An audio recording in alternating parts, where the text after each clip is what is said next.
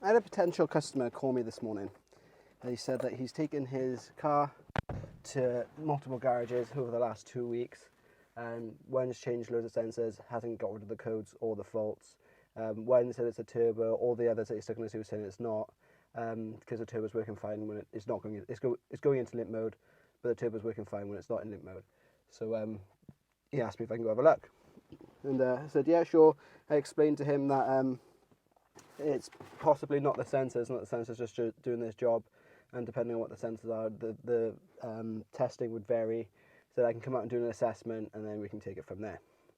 And he was all game, loved the sound of it. He told me this morning he's in Bridgend, and then this afternoon he'd be in my six. So I said, no, it won't be today, but it's going to be X, Y, and Z, and come out and do it on Friday. And all of a sudden, he didn't want to go for it. He needed it done sooner than Friday now.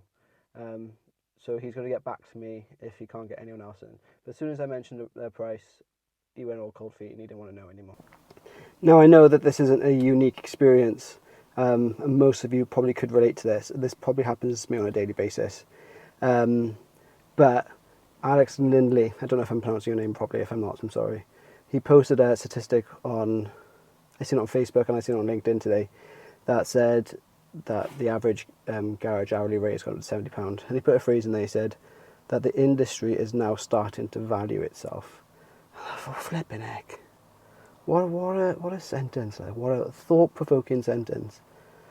What does that mean to our industry? And what's interesting about that is it's because it's no longer just a case of my daily cost, my hourly costs, plus my hourly profit margin, and that's my hourly rate. We're not talking about break-evens or anything like that here now.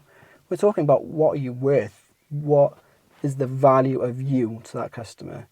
James Dillon said it before, it's a case of having the right customer, the right car, at the right time. And placing that value on you. I am not worth dealing with that customer in that way with that car. If she wants that service, then she can go elsewhere. I'm not dealing with that. And having that self-worth, that attitude, that you're not concerned about losing that customer, I just think it's something powerful about it, man, you know? And I haven't really got much to say about it, but that sentence has stuck with me. So I started this video a couple of hours ago now. It's nearly 6 o'clock. So that's been on my head probably since about 10 o'clock this morning.